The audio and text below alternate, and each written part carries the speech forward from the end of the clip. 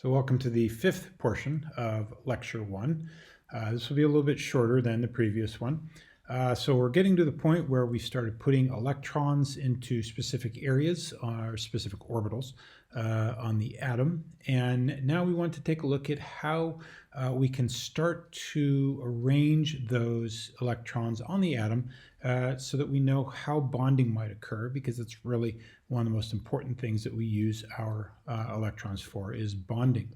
And we're looking at something called Lewis structures. And this is just a simple representation of electrons around a symbol of an atom, or we will expand that later to molecules in next week's lectures. But we're going to start using just show electrons as dots. So we're going to look at first just how to do atoms and ions.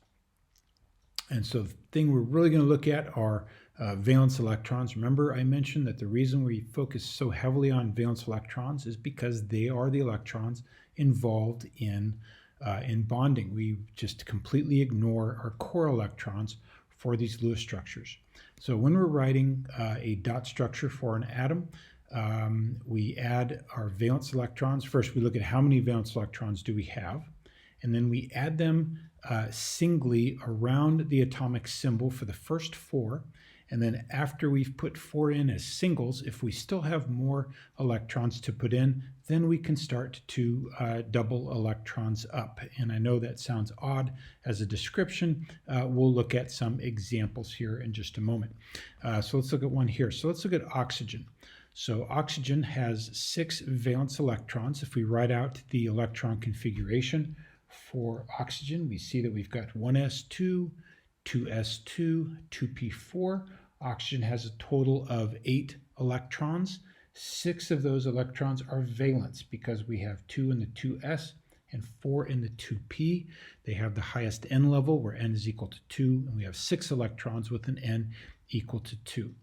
And so in order to do our dot structure for oxygen, the first thing that we're going to do is we're going to write out the symbol for oxygen, so that's O, okay? And then we are going to put 6 electrons around that symbol as dots. We're going to put them in singly for the first 4. I always recommend just doing it around the 12 o'clock, 3 o'clock, 6 o'clock, and 9 o'clock. So we're going to put an electron here, here, here, and here. That's 4 electrons. We still have 2 more to put in, so we're going to have to double sum up. So we're going to put 1 in here and 1 in here. And so what that shows is that I have 2 pairs of electrons around there and 2 single electrons around there. The reason this is important is because generally atoms are going to want to form bonds only where they have these, no, I shouldn't say where, but they form the number of bonds that they have single unpaired electrons there. So oxygen tends to form 2 bonds, and in the Lewis structure it has 2 single electrons. And so we have unpaired and we have paired electrons, and generally the number of bonds an atom will form is equal to the number of unpaired electrons it has in the Lewis structure. Okay, let's look at some other examples there. Oh, there's, I didn't notice that that was coming up, so there's a better picture than the one that I just drew. Now, as far as where those electrons are placed, there's no reason that I couldn't have done it this way. I could have done this.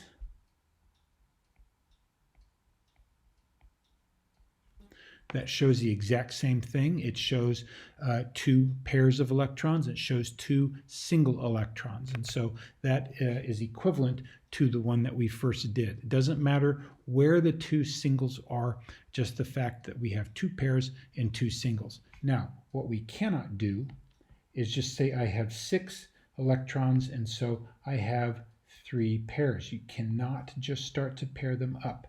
That is not the same thing, and so that is an invalid Lewis dot structure. Okay, we have to follow those rules. We have to add the first 4 as singles, and then add any after that as pairs. So let's take a look at some examples here. So if we look at sodium, and I'm going to flip back and forth between some slides here, so you have to excuse that. So if we look at sodium, we see that sodium here, Na, whoops, didn't want to draw on it, has an atomic number of 11, which means it has 11 electrons. And so for sodium, we're going to write, our Na, I'll just do it right on the example one there.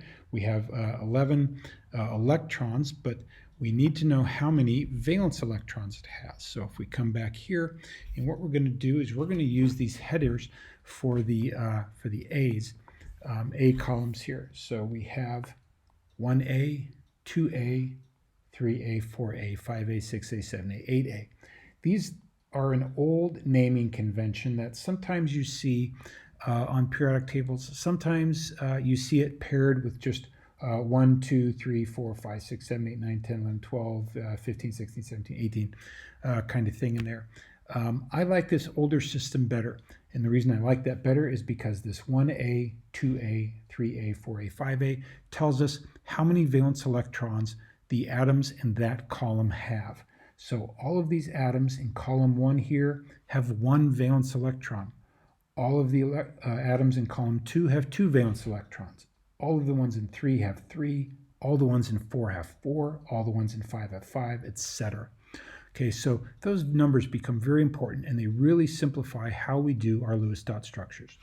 So for sodium, we have 11 electrons, but it's in column 1A, which is group 1A, and so there's only 1 valence electron for sodium. So how do I write that dot structure for sodium? Well, I just put in a single dot. That's not a very good dot, is it? Let's do that again. Single dot. That would be my dot structure for sodium, just the 1 dot.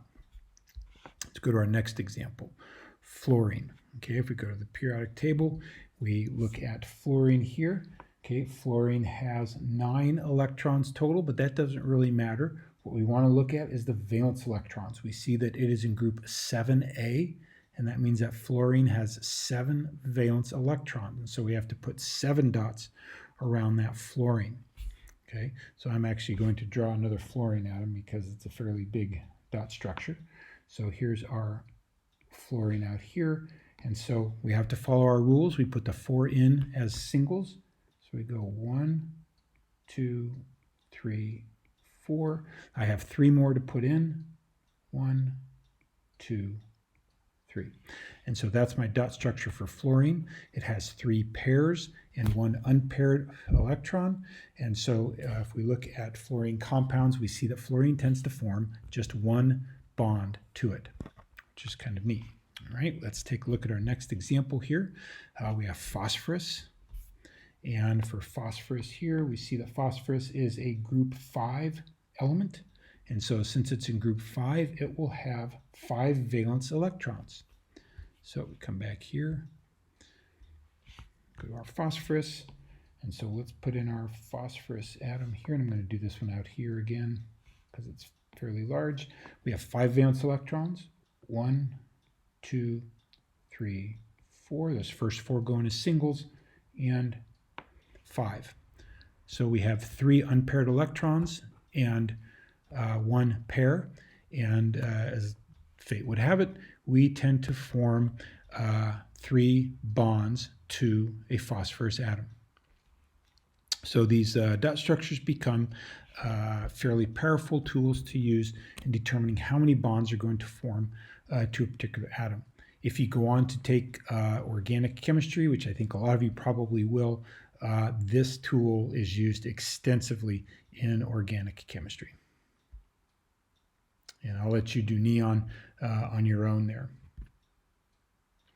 So again, how do we use these Lewis structures? I've mentioned this when we were doing those Lewis structures. We do predict how atoms will bond in a compound. We can also use it to determine how atoms will get to look like noble gases. Okay, if we look at energies, what we see is that the noble gases are the most stable. And so atoms want to lose or gain electrons in order to have their electron configurations look like a noble gas. Okay, on that previous slide, if you did the dot structure for neon, you would see that neon had 8 valence electrons, and we call this an octet. It's something that a lot of atoms strive for, trying to get those 8 valence electrons. So we can use a dot structure of an atom to predict the number of electrons it will either gain or lose when forming a compound. And this can be either the sharing of electrons or through the gaining or losing electrons to form ions. We'll talk more about that a little bit later. So actually, if we look at an example here, if we look at magnesium and fluorine, we see that magnesium has 2 valence electrons. Well, in order to look like a noble gas, it wants to have 8 valence electrons. So it can either gain 6 more electrons out here, or if it were to lose those 2, then it would have 8 valence electrons now in the n equals 2 shell. Okay, so the way to look at it is it's always easiest to do the lower number. So either lose 2 electrons or gain 6 electrons. 2 is lower than 6, so losing 2 is easier than gaining 6. If we look at fluorine, fluorine has 7 valence electrons. So fluorine can either lose all of those 7 to look like helium. It wouldn't be an octet. Helium is one of the exceptions because it fills that one s with 2 electrons. But if fluorine were to lose all 7 of these electrons, it would look like helium and would look like a noble gas. Or if it gains just 1, it will look like neon and have the electron configuration of a noble gas. Well, it's much easier to gain 1 electron than to try to lose 7. So magnesium wants to lose 2 electrons, fluorine wants to gain 1 electron. Now it turns out the formula between magnesium and fluorine is MgF2. And that means that we have 1 magnesium atom and 2 fluorine atoms that come together to form the compound magnesium fluoride. Well, let's see how that happens. Remember we said that the magnesium wants to lose 2 electrons. Well, the fluorine comes along and he says, hey, do you have an extra electron? The magnesium says, I got 2 extra electrons. Well, the fluorine only needs 1. So one of those electrons is going to go over to this fluorine. Well, the magnesium still has an extra electron to look like a noble gas. So the fluorine atom says, hey, you know what? I have a friend who also needs an electron. So another fluorine atom comes along and takes the other electron. Now, what has happened? This magnesium lost 2 electrons. And so it now has a 2+ charge because it has 2 more protons in its nucleus than it has electrons. And so the overall atom now has a +2 charge, and we now call this an ion. Okay, and it has a so we call that a magnesium 2+, or a magnesium 2+ ion. The fluorine atoms each gained an electron, so now they have an extra negative charge each.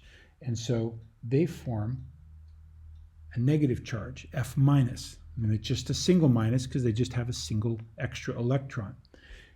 Because they are now charged, these 2 things are now attracted to each other through an electrostatic interaction. Positives and negatives attract. And so when the magnesium and the fluorine come together, they exchange their electrons, and now they're stuck together through that electrostatic interaction. And that finishes out our 5th installment of Lecture 1. Not too bad on the content there. Learning how to do those dot structures initially is very important.